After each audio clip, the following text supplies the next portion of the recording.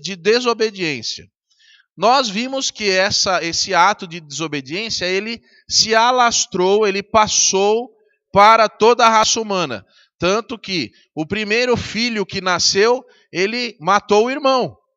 Ele não foi capaz de obedecer à vontade de Deus, que disse: o pecado jaz à sua porta, tome cuidado. E Caim, ele ignorou mais uma vez essa palavra. Então, nós, como raça humana, temos vamos dizer assim, uma característica comum, que é não acreditar em Deus. Não crer naquilo que Deus diz, não levar em conta no que Deus está pedindo. Então isso é pecado. E o pecado, ele tem um salário, ele tem um resultado. Não há necessidade de que Deus ordene a morte de alguém. Basta desobedecer a Deus e a pessoa estará na rota da morte. Porque entregue a si mesma, ela perecerá. Perecer é o resultado de uma vida sem Deus. Nem precisaria de vamos dizer assim, de uma declaração divina para isso. A pessoa já está em maldição pelo fato de não obedecer a Deus. Isso é algo assim, é o resultado de não ter Deus. Então essa condição comum a todos. E se existe uma coisa que você lê na Bíblia que você pode confirmar, é o mal. O mal é confirmável. O mal está aí, você pode vê-lo. E o mal ele se alastrou e nós temos essa condição terrível de morte aí. Mas nessa manhã, nós gostaríamos de começar um outro assunto, Agora, vamos falar hoje sobre salvação. E esse assunto eu já comecei a falar semana passada, mas hoje vou entrar com mais detalhes aí. Gostaria então de que você abrisse a sua Bíblia em João 19, João capítulo 19, eu vou ler de 17 a 42.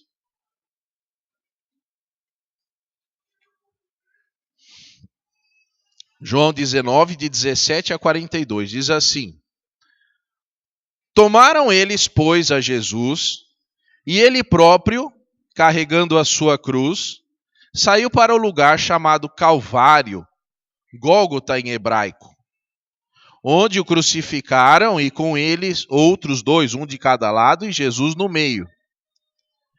Pilatos escreveu também um título e colocou no cimo da cruz, que estava escrito, era Jesus Nazareno, Rei dos Judeus. Muitos judeus leram esse título porque o lugar em que Jesus fora crucificado era perto da cidade e estava escrito em hebraico, latim e grego. Os principais sacerdotes diziam a Pilatos: não escrevas Rei dos Judeus, e sim que ele disse: sou o Rei dos Judeus. Respondeu Pilatos: o que escrevi, escrevi.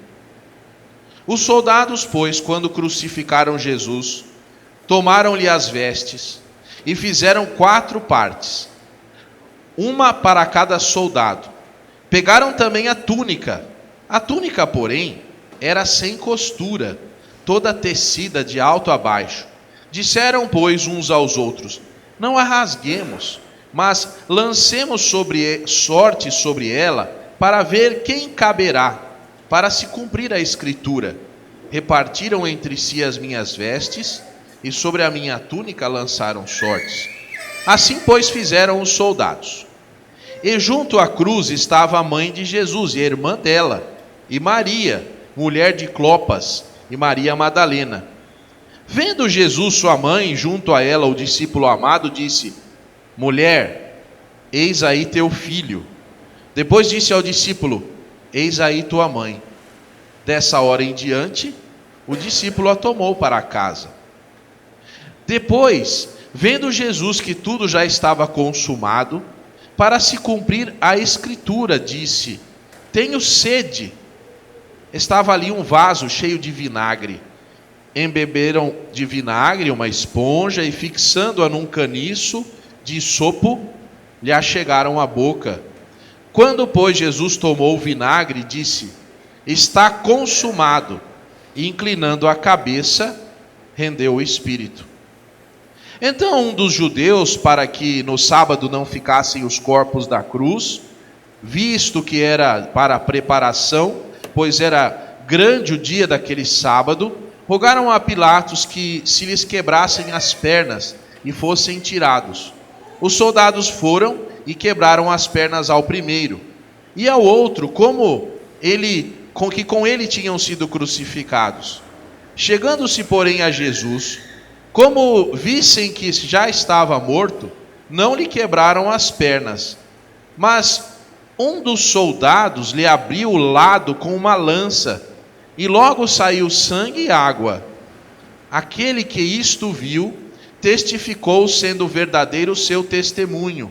E ele sabe que diz a verdade, para que também vós creiais. Isso aconteceu para se cumprir a Escritura: nenhum dos seus ossos será quebrado. E outra vez diz a Escritura: eles verão aquele a quem traspassaram. Depois disso, José de Arimateia, que era discípulo de Jesus, ainda que ocultamente, pelo receio que tinha dos judeus, rogou a Pilatos que permitisse tirar o corpo de Jesus. Pilatos lhe permitiu. Então foi José de Arimateia, retirou o corpo de Jesus, e também Nicodemos, aquele que anteriormente viera ter com Jesus à noite, foi, levando a cerca de 100 libras de um composto de mirra e aloés. Tomaram, pois, o corpo de Jesus, o envolveram em lençóis com aromas, como é o uso entre os judeus na preparação para o sepulcro. No lugar onde Jesus fora crucificado, havia um jardim, e neste um sepulcro novo, o qual ninguém tinha sido ainda posto. Assim, pois, por causa da preparação dos judeus e por estar perto do túmulo, depositaram o corpo de Jesus. Amém. Queridos, esse é um dos textos mais difíceis de nós lermos e acharmos que está tudo bem. Aqui nós temos um relato da crucificação do Filho de Deus. Deus veio até a terra em forma de homem e nós o matamos. É como se nós estivéssemos dizendo assim: Deus, nós não queremos o Senhor aqui. Esse lugar, para você ter uma ideia, assim, deixa eu ver se eu consigo mensurar aí para ficar fácil. Se a crucificação foi aqui na porta da igreja, para você entender a distância entre o lugar da crucificação e esse túmulo. Se a crucificação foi aqui na porta da igreja, então se você andar 2 quarteirões aqui, você estaria no sepulcro, que é esse lugar próximo, esse jardim que fala aqui. Uma coisa que me incomoda, talvez vocês não saibam disso, nem todos, eu já disse aqui algumas vezes, mas, por exemplo, se você for lá na cidade de Nova York, tem a Estátua da Liberdade lá, né? Não tem? Se você for para Paris, tem a Torre Eiffel, né? Não significam alguma coisa assim. Mas se você, por exemplo, for para a cidade de Meca, tem uma grande pedra negra lá, onde milhares de pessoas ficam andando ao redor, né? Agora, se você for até o Gólgota, que é o lugar onde Jesus Cristo morreu pela humanidade, sabe o que você vai encontrar? Um estacionamento de ônibus. Sabe o que isso quer dizer? Quer dizer assim, que a humanidade não tem lugar para Deus. Tem o lugar do túmulo, que é reservado, que é preservado, mas o lugar onde o nosso Senhor Jesus morreu por nós é um estacionamento de ônibus. Então, nós como seres humanos não fazemos a menor ideia de como ofendemos a Deus quando pecamos. Mas a Bíblia vai dizer que a iniciativa em nos salvar foi da parte de Deus. Não foi da nossa parte.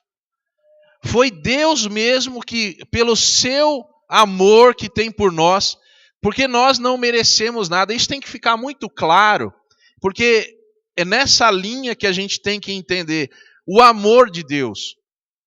E Deus é que permitiu, e Jesus permitiu que fosse morto no nosso lugar, sendo inocente, Para que você veja, eu escolhi esse texto de uma forma proposital, porque eu poderia ter lido em outro evangelho, mas você vê que é para que se cumprisse a Escritura. Como que dizendo, para que tudo aquilo que Deus planejou e disse através dos seus profetas, por toda a história, para que isso se cumprisse, para que o plano de Deus para nós se cumprisse. Jesus morreu. Jesus inocente pagou o preço. Então é um evento triste, não tem alegria em ler uma coisa dessa. A pessoa, se alguém rir disso aqui, ri para a sua própria destruição, porque é uma insensibilidade incrível ver um inocente morrendo, e nós nos identificamos com isso.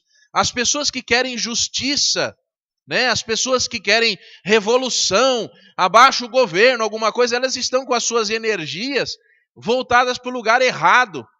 Essas pessoas é que deveriam ser cristãs e perceber que o mundo é injusto, e perceber que não é através da política que nós vamos resolver o problema da humanidade, nem através da educação, nem através da saúde, nem através de moradia.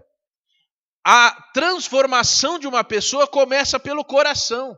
Então, uma vez que o coração é transformado, a sociedade é transformada. A justiça social, a sensibilidade, a ajuda. Mas enquanto nós insistimos em fazer as coisas pelo lado errado, nós continuaremos sofrendo e sendo humilhados como seres humanos. Porque o resultado, por exemplo, de tantos avanços científicos, não resolveu o problema da nossa solidão, da nossa tristeza. Se as pessoas se voltassem para Deus, como sociedade, nós descobriríamos então o que é ser realmente uma pessoa capaz de estar alinhada com Deus. Em Isaías capítulo 53, eu gostaria que também, eu não sei se você anota na sua Bíblia, não sei, né? Mas quando você quiser assim fazer um estudo, às vezes é bom você anotar alguns textos, em especial na palavra de Deus. E um desses textos é Isaías capítulo 53. 600 anos antes de Jesus nascer, esse texto aqui foi escrito. E eu gostaria também de ler, porque agora que eu já li João, agora eu volto aqui para ler a profecia, para ler o que é que significa aquilo. Veja, João, ele está contando como um repórter. Ele está narrando algo que aconteceu. Mas Isaías está dizendo algo profético. Ele está dizendo o significado daquilo que vai acontecer. Isaías vai dizer assim: quem creu em nossa pregação? A quem foi revelado o braço do Senhor? Porque foi subindo como renovo perante ele, como uma raiz em terra seca, não tinha aparência nem formosura, olhámo-lo, mas nenhuma beleza havia que nos agradasse. Era desprezado e o mais rejeitado entre os homens, homem de dores, e que sabe o que é padecer. E como um de quem os homens escondem o rosto, era desprezado, e dele não fizemos caso. Certamente ele tomou sobre si as nossas enfermidades e as nossas dores levou sobre si. E nós o reputávamos por aflito, ferido de Deus e oprimido. Mas ele foi traspassado pelas nossas transgressões e moído pelas nossas iniquidades. O castigo que nos traz a paz estava sobre ele, e pelas suas pisaduras fomos sarados. Eu queria pular agora para o versículo 13 a 15, tá bom? E agora de 52, 13 a 15, anterior a esse texto aí. Eis o meu servo, procederá com prudência, será exaltado e elevado, e será muito sublime. Como pasmaram muitos à vista dele, pois o seu aspecto era muito desfigurado, mas mais do que os outros quaisquer, e a sua aparência mais do que a dos outros filhos dos homens. Assim causará admiração às nações, e os reis fecharão a sua boca por causa dele. Porque aquilo que não lhes foi anunciado verão, e aquilo que não ouviram entenderão. Queridos, Deus planejou fazer o filho dele sofrer no nosso lugar na cruz. Então, deixa eu ensinar uma coisa, se você já sabe, te relembrar. Você não deve ter dó de Jesus pelo que ele fez. Você não deve, por exemplo, existem algumas pessoas que eles ficam com dó da pessoa de Jesus Cristo. A dó não cabe aqui. Não é dó que você tem que ter. Você tem que ter um profundo temor e respeito, porque o Deus que fez isso com o seu próprio filho estava direcionando a sua ira de sobre você para ele. Então, se você tem assim, a palavra não é dó, a palavra é um profundo sentimento de agradecimento. Por que não cabe dó?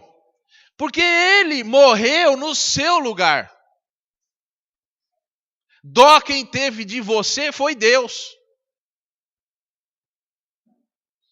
Não você ter dó de Jesus. Ah, tão pequenino, tão sofrido. Não é isso. Você tem que entender que era para você estar lá. E uma vez que você estivesse lá, você morreria e iria para o inferno. Mas Jesus fez isso. É plano de Deus. Então você deve reconhecer esse presente que Deus te deu. Isso daqui é uma coisa impagável. O que Deus fez por cada um de nós, para nos salvar através de Jesus na cruz, é impagável. Nenhum bem que você faça, você pode morrer por alguém, você pode morrer por 1000 pessoas, você pode dar o seu corpo para ser queimado, pode fazer o que você quiser.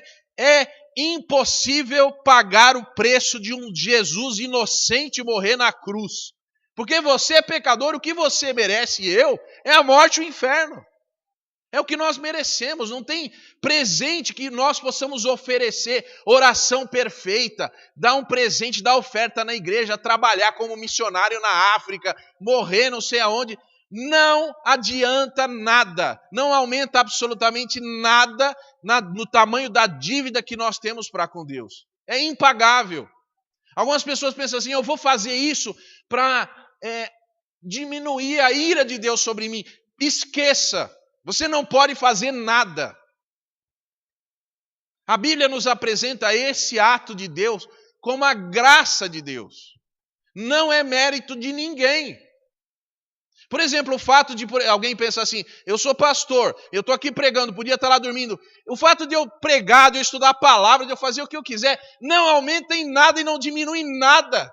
O apóstolo Paulo vai dizer assim, eu fiz tudo e tudo continua sendo esterco. Nós precisamos entender isso. Fala assim, eu vou, por exemplo, vou dar um exemplo aqui, Senhor, eu vou cantar no coral da igreja, porque assim Deus vai se agradar. Não vai, não vai. Eu vou no culto à noite, porque não agrada a Deus nenhum ato seu, nenhuma coisa que você faça ou não faça, é tudo reputado, não adianta nada, é pecado, você pensar é pecado. Mas Senhor, eu pensei uma coisa boa, nem pense que é bom, porque isso também é pecado, você é mau, você é pecador, você merece o inferno. Senhor, mas eu dei uma esmola. O fato de você se sentir orgulhoso por ter dado esmola é pecado. Senhor, mas eu ajudei uma pessoa, eu dei uma casa para ela, eu tirei. É pecado, você é orgulhoso. Então não existe nenhum ato humano que possa aplacar a ira de Deus. Mas existe um ato divino, que é o sacrifício de Jesus Cristo. E esse ato divino é que mudou o destino sobre as nossas almas. Não é o que nós fazemos. E isso já define muita coisa. Quando eu estou dizendo isso, talvez para você que aqui está na igreja desde sempre, para você seja uma coisa tranquila. Mas quando eu digo isso, eu estou direcionando assim a situação contra pelo menos 2 grandes religiões. Quando eu digo que nenhum ato humano pode fazer nada, porque isso é bíblico. Que o mérito é só do Senhor Jesus. Mas então você vai perguntar assim, tudo bem, então o que eu estou fazendo aqui? Então por que eu canto no coral, por que eu faço bem, por que eu venho à igreja? Assim não vale nada. Porque você tem que entender que Deus amou tanto você, que esse amor, ele transforma você. Ele muda. Então assim, o ato da salvação é um ato de conversão.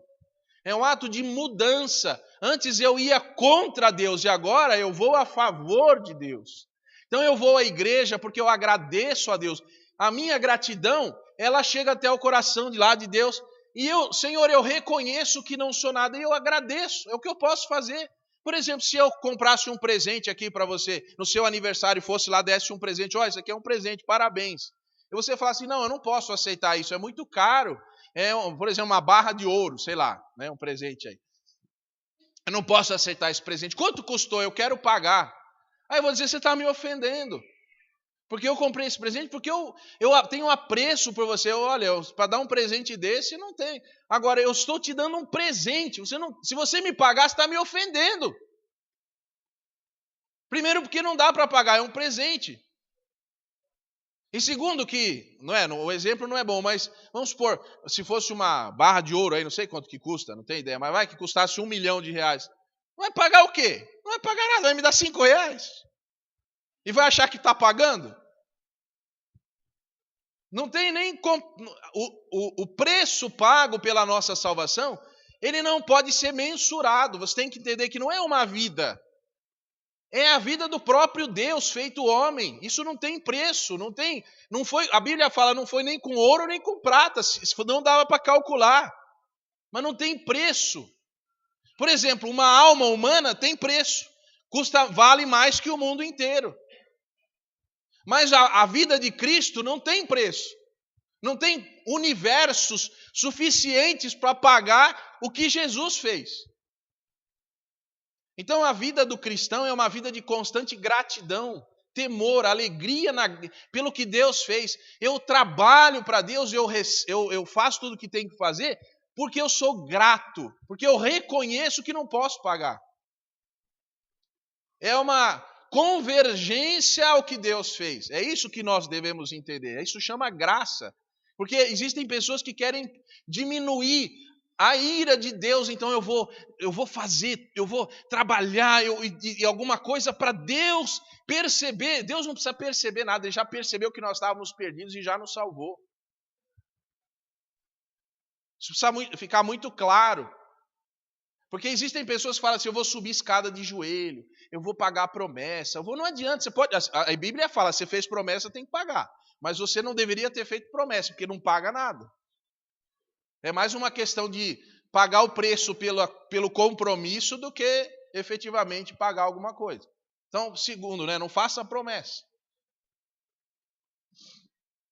Senhor, se o Senhor me der não sei o quê, o emprego, eu vou ficar de jejum. Para quê? Seja grato. Quer ficar de jejum? Fique, porque prometeu. Quer fazer jejum? Faça, mas isso é problema seu. Deus não precisa de nada disso.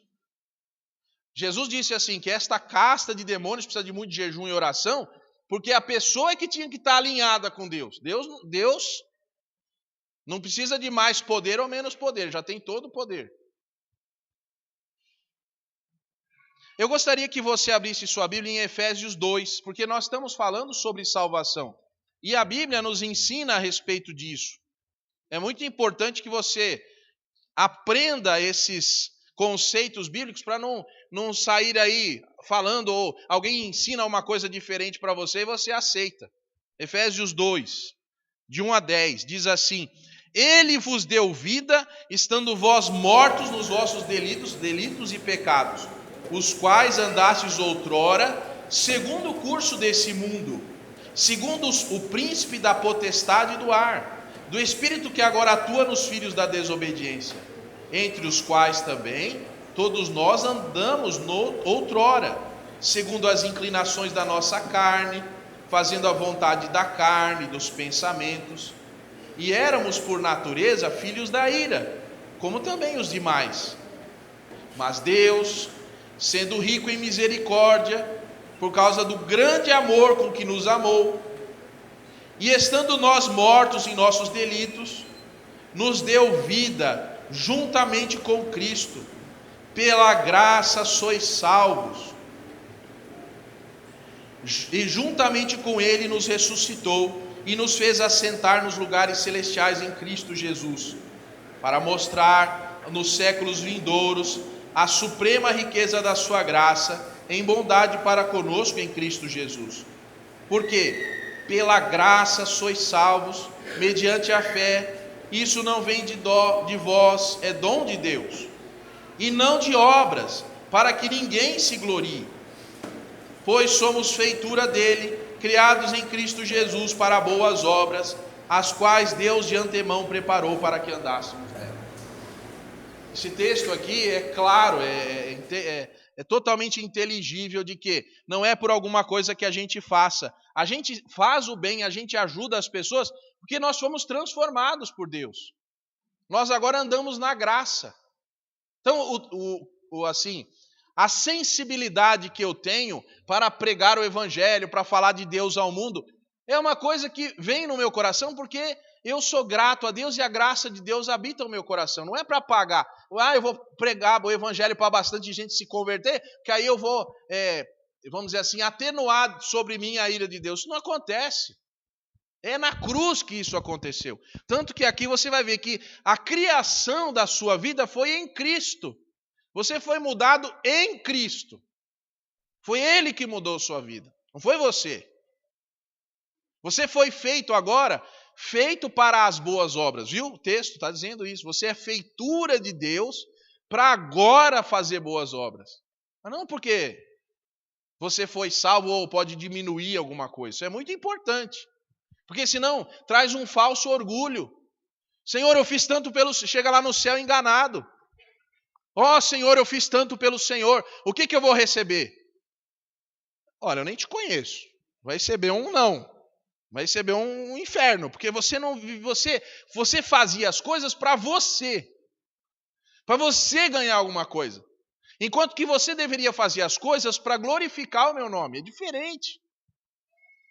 Isso muda tudo.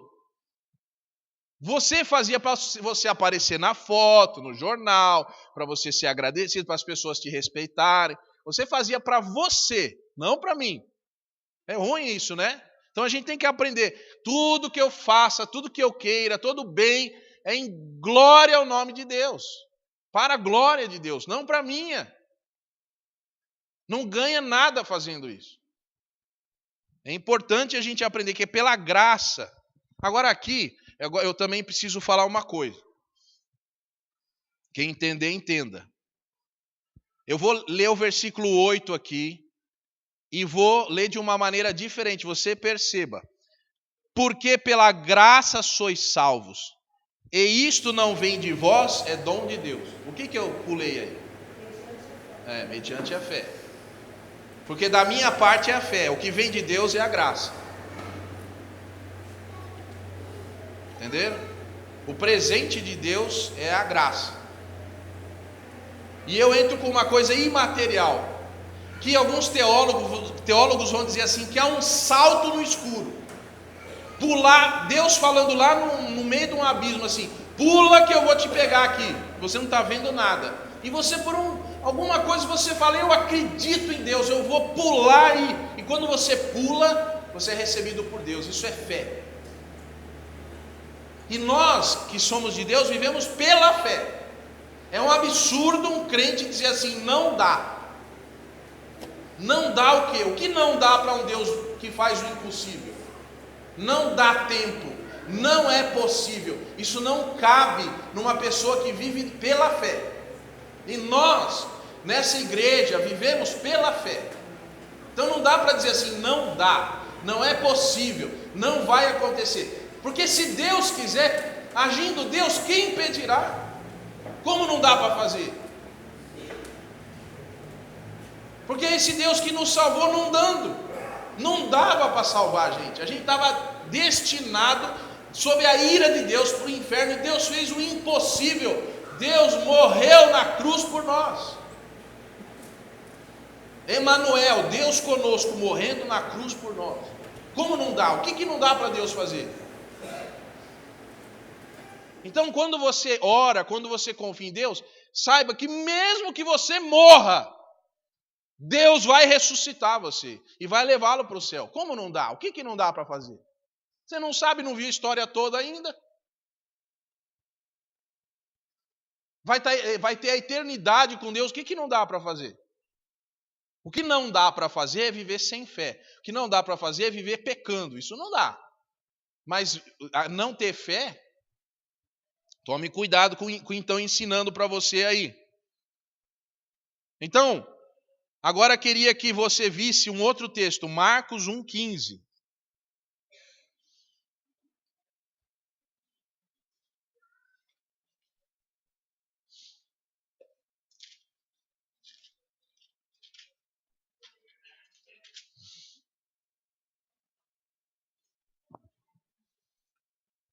Esse texto é tão importante, meus queridos, esse texto pequenininho, Marcos 1,15. Ele vai dizer assim, de uma forma tão simples. É João, né? Aí Jesus passa agora a pregar, é a mensagem de Jesus. Olha aqui a pregação, se Jesus estivesse aqui nesta manhã, se fosse o tempo de Jesus estar na terra aqui, há 2000 anos atrás, ele ia talvez pregar isso aqui e dizer: o tempo está cumprido e o reino de Deus está próximo. Arrependei-vos e crede no Evangelho. Arrepender não é chorar. Arrepender não é ficar sentido com o que fez. A palavra arrepender, ela significa mudar de direção. Arrepender é trocar a direção. Então, chorar não resolve o problema. Quando você vê alguém chorando muito, não é isso que é arrependimento. Isso aí pode ser muita coisa. Pode ser um cisco no olho, pode ser cebola, pode ser muita coisa chorar. Mas o verdadeiro cristão, aquele que efetivamente se arrepende, a vida dele muda. Isso precisa ficar tão claro. Arrependimento é mudança de direção. Eu caminhava para o pecado, eu caminhava para coisas que não agradam a Deus, mas agora eu me arrependi, eu mudei a minha direção. Eu estava indo nessa direção, agora eu estou indo naquela, agora eu estou indo na de Deus. Isso indica, esse arrependimento indica ação. Uma pessoa chorando não indica nada. Porque eu não sei para onde ela vai. O que interessa é quando ela parar de chorar e quando ela se levantar, para onde ela vai andar. Você entendeu essa diferença? Então, não, assim, isso é importante, porque às vezes a gente fala assim, mas chorou tanto. Tá. E aí? Mas quando a pessoa se levantou, isso aqui cabe muito, queridos, aquela história do filho pródigo. Ele estava contra o pai, foi embora da casa do pai, foi lá e viveu dissolutamente. Mas ele, quando estava lá com fome para comer as bolotas dos porcos, ele pensou assim, o que é que eu estou fazendo aqui? A Bíblia vai dizer, ele caiu em si. Ele teve assim, ele falou, o que eu estou fazendo nesse lugar? E ele pensou assim, sabe o que eu vou fazer? Lá na casa do meu pai, o pior dos trabalhadores, o cara que não trabalha, ele come melhor do que eu. Então o que eu vou fazer? Eu vou pegar, eu vou voltar lá e vou falar, pai, eu pequei contra o céu e perante ti, já não sou digno de ser. Mas ele falou isso. Mas o que ele fez? Ele pode ter pensado, feito um plano. Mas ele poderia dizer assim, não, eu vou ficar aqui mesmo. Eu não vou lá. Meu pai não vai me receber. O que eu fiz é imperdoável. Eu falei para ele, eu quero que você morra, me dá o seu dinheiro. Mais vale o seu dinheiro do que a tua vida. Foi isso que eu falei para o meu pai. Ele nunca vai me perdoar, então eu vou ficar aqui mesmo. Mas foi isso que ele fez. Então o arrependimento não é o que ele pensou. Arrependimento é que ele levantou de lá e agora sem condição nenhuma, sem banho, sem roupa, sem nada, sem sandália, sem anel, sem dinheiro, mas ele começou a andar em direção ao Pai.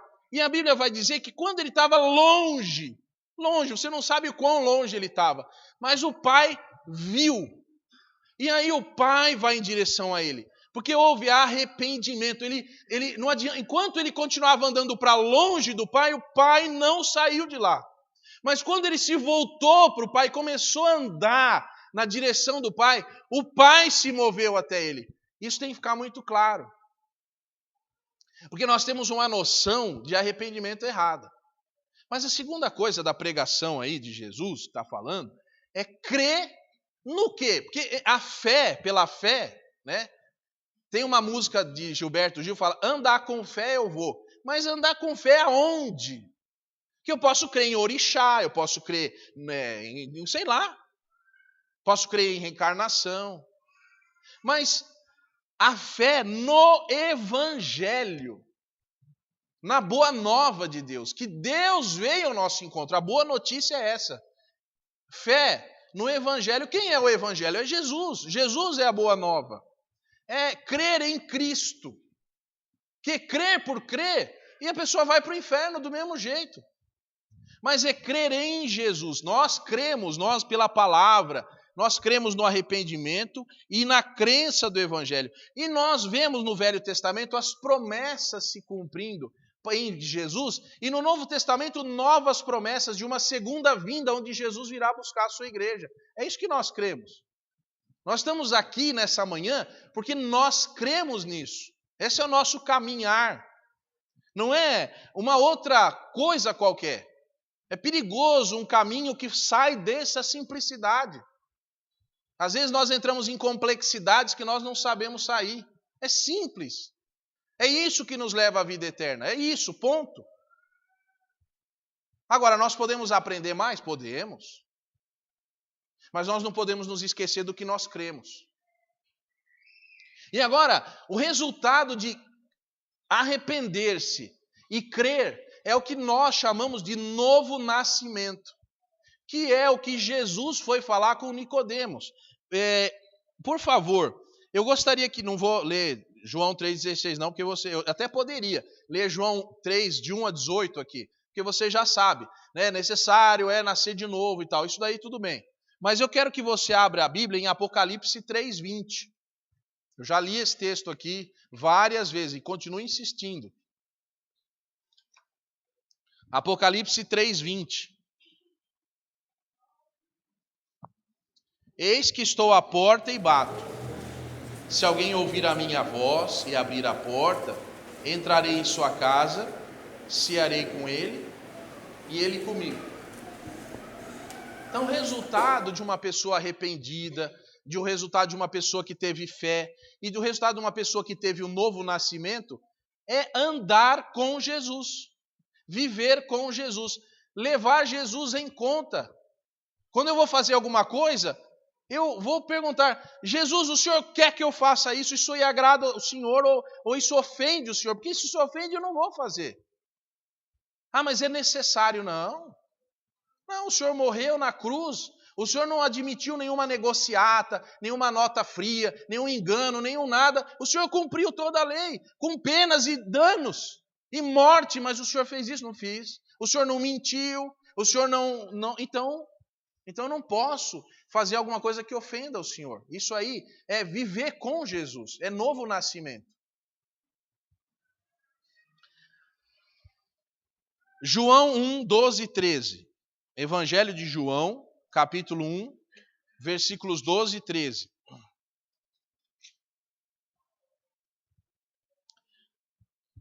Mas a todos quantos o receberam, tá vendo lá, ó, Apocalipse, né? Abriu a porta, deixou Jesus entrar. Então, aqui vamos dizer assim, é que a Bíblia é muito linda, né? Então você pode ler Apocalipse e ler João, apesar que Apocalipse e João foram escritos por João mesmo,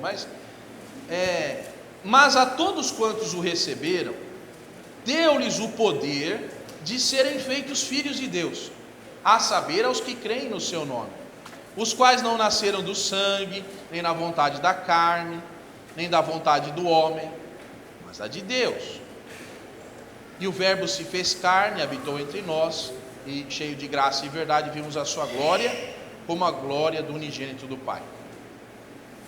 Se você deixou Jesus entrar na sua vida, se você recebeu Jesus, Jesus, seja bem-vindo na minha vida, nunca mais saia daqui. Então a Bíblia está dizendo aqui que você foi feito agora, porque andou com Jesus, você se tornou filho de Deus. Você é um filho adotivo de Deus, não é um filho que nasceu de Deus. E aqui nós temos então, nós cremos que as pessoas nascem, elas são criaturas de Deus, mas apenas as que recebem a Cristo é que se tornam filhos de Deus. Então, há necessidade de receber Jesus para se tornar irmão de Jesus, vamos dizer assim, co-herdeiro.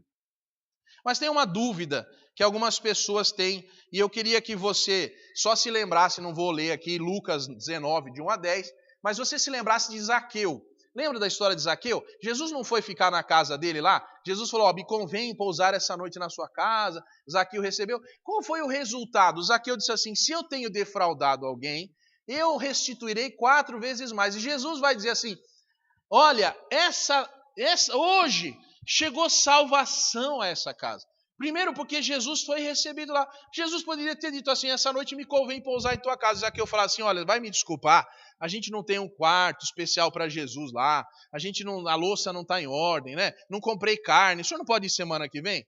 Não, Zaqueu recebeu Jesus na casa dele. E por receber Jesus, a vida de Zaqueu, o coração de Zaqueu foi transformado e Jesus disse, hoje houve salvação. Então declarou a salvação sobre a vida de Zaqueu. Mas tem uma coisa que eu gostaria que você soubesse sobre, eu vou terminar com isso aqui, porque se não falar isso hoje eu não vou sossegar até domingo que vem, então eu preciso falar isso. 1 João 5, é que é complicado, irmãos. Se eu não dou o recado que eu recebi, os irmãos não sabem a chibatada que eu tomo também. Tem que falar o que eu ouvi. 1 João 5, de 9 a 13.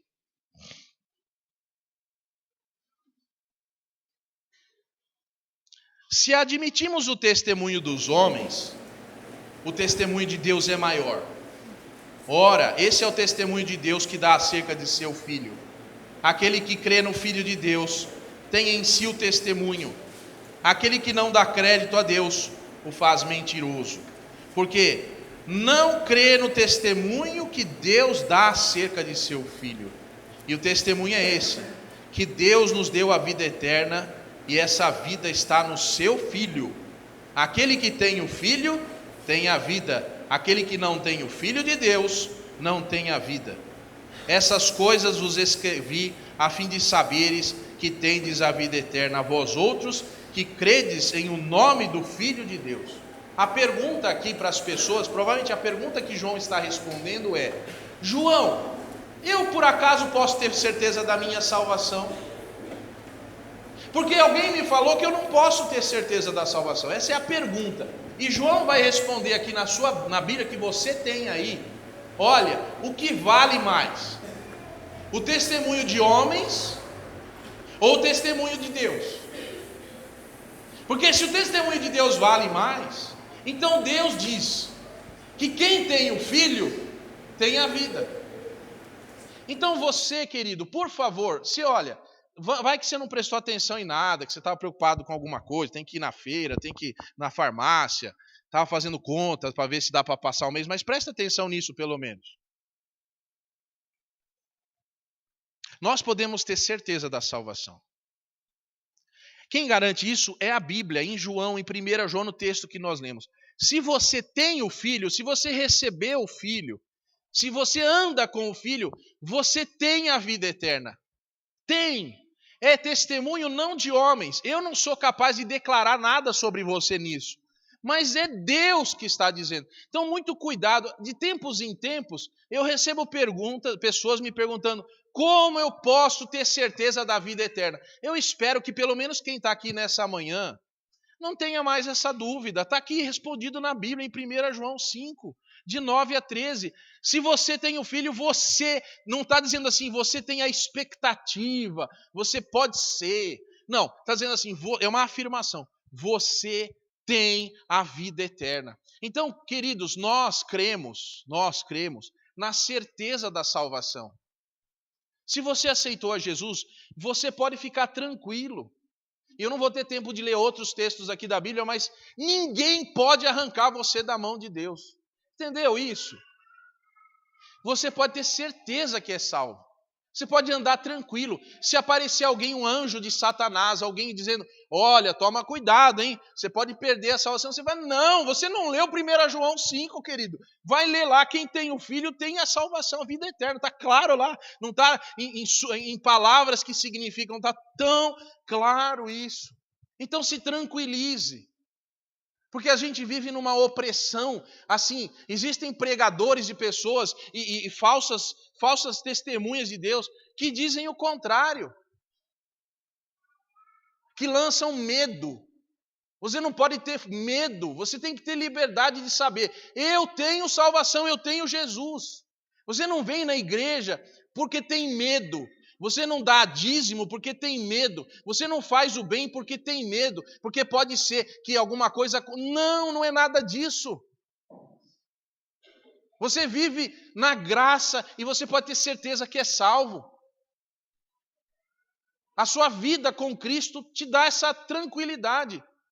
Porque já chega esse mundo cheio de opressão e problemas e preocupações, e você ainda vai se preocupar com o que Deus fez, com toda a efetividade, com toda a eficácia, com toda a satisfação, vamos dizer assim, que satisfez a Deus.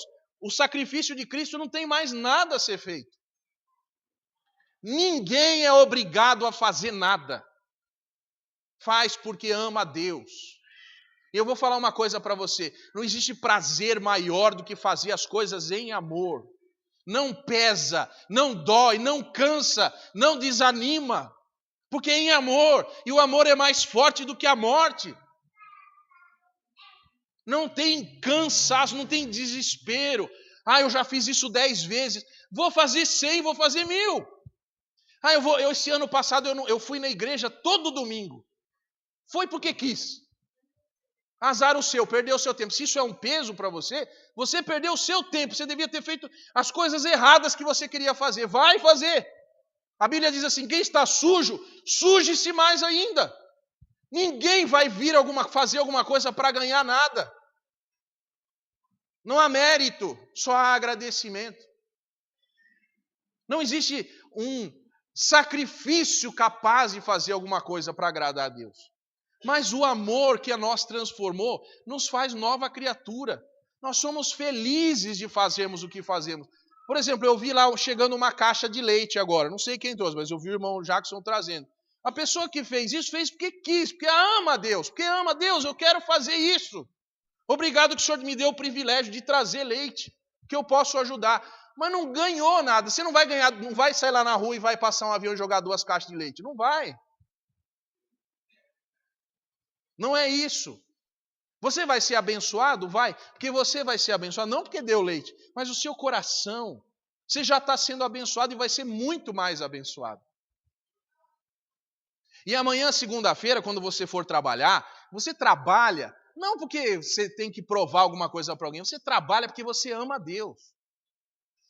Você vai cantar no coral? Você vai cantar no coral porque você ama a Deus com todas as suas forças, sua alma, seu entendimento, não tem nada a ver. Você não é melhor que ninguém, nem eu, nem nada.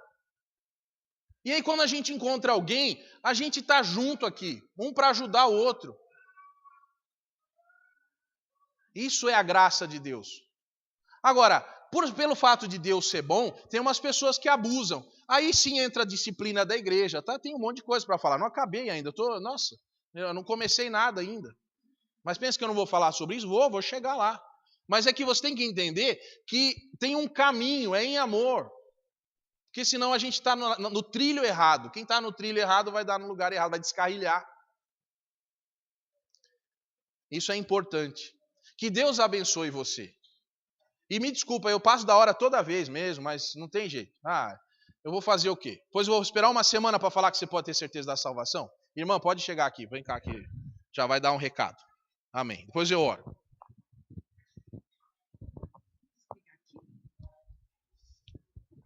Bom dia, irmãos. Não se preocupem que eu não vou pregar, tá? Só vou dar um recadinho, mas é só para apoiar aqui. E dentre todas as coisas, né, que Deus sempre faz na nossa vida, cada dia mais é o que o pastor falou. Nós sentimos felizes em poder fazer as coisas, a gente faz por amor, a gente não faz porque alguém pediu, porque somos obrigados a fazer. E ontem nós estivemos no encontro bimestral da Associação Batista, centro do estado de São Paulo, na cidade de Lençóis Paulistas. E eu estou aqui para agradecer, porque os irmãos se lembram que foi solicitado uma ajuda da igreja para que houvesse uma reforma, que a igreja estava abandonada. E ontem nós podemos ver a glória de Deus naquele lugar. fica um espaço maravilhoso, nós somos muito abençoados. E uma das coisas que hoje o pastor falou, e é verdade, gente, que cada dia mais a gente vai tendo essa consciência, o Salmo 133. Ó, como é bom e agradável viverem unidos os irmãos. É como óleo precioso sobre a cabeça, o qual desce para a barba de Araão e desce para a gola de suas vestes. E uma das falas que me marcou, desse óleo aqui, gente, que foi o óleo que foi ungido e foi para a barba do rei lá, né? Então, o óleo é diferente da água. Porque a água, você joga a água, ela vai embora. E o óleo não, o óleo fica. Ele escorre, ele fica. E se você for para o sol, ele vai brilhar ainda mais. Então, que nós possamos ser esse óleo, que nós já somos. Porque eu estou feliz desde que eu cheguei aqui hoje, que, graças a Deus. Domingo eu falei do nosso café fraternal, que eu ia fazer uma lista para ver quem poderia. E hoje eu cheguei de manhã, para minha alegria, eu não vou precisar fazer a lista, gente. Os irmãos já fizeram. Olha aqui, ó, está em branco a lista. Estou até emocionada, porque nossa cozinha já está farta. Então, esse é o nosso Deus, tá? E aí, para completar, gente, mais bênçãos, né? Como é bom a gente poder ajudar o próximo. Eu estou vendo ali que tem irmãs que me ligaram essa semana, que estão com caixa de leite, então nós vamos passar para pegar. E hoje à noite, irmãos, aqueles que ainda não doaram, por favor, que hoje na hora da entrega dos dízimos e ofertas, que nós possamos, nesse ato, trazer o leite para que possa ser levado para os nossos irmãos da Cristolândia. Tá ok? Muito obrigada e vamos para o café. Orar primeiro. Peraí. Vamos orar. Não, tá. Vamos ficar de pé para orarmos nesse momento. Obrigado, irmã. Senhor, nosso Deus e nosso Pai, nós te somos gratos pela Tua palavra. Ela nos traz segurança, nos traz um trilhar correto. Ó Deus, que nós sempre nos baseemos na Tua palavra, porque ela não vai passar. Abençoa a Tua igreja, dá alegria, Senhor, em cada coração. Ó Deus, eu não vou ter tempo para falar sobre 1 Coríntios 13, mas o que nós precisamos ter é o Teu amor. Ó Deus, muda a nossa vida, nosso coração, nossa direção. Traz, Senhor, paz, traz alegria. E, Senhor, abençoa todos os irmãos que estão aqui nesta manhã, abençoa os que não puderam vir, pela Tua misericórdia, Senhor. Ó Deus, nós gostaríamos que a igreja estivesse repleta para que nós pudéssemos falar da Tua palavra a mais pessoas, mas que a Tua palavra, que é viva e eficaz, chegue a cada coração e que cada vida possa ser transformada. E aqueles que já são transformados possam estar em paz, sabendo que receberão a vida eterna. Abençoa, Senhor, a cada um. E abençoa também agora o momento do café da manhã e as classes, em nome de Jesus. Amém. Deus abençoe sua vida. Amém.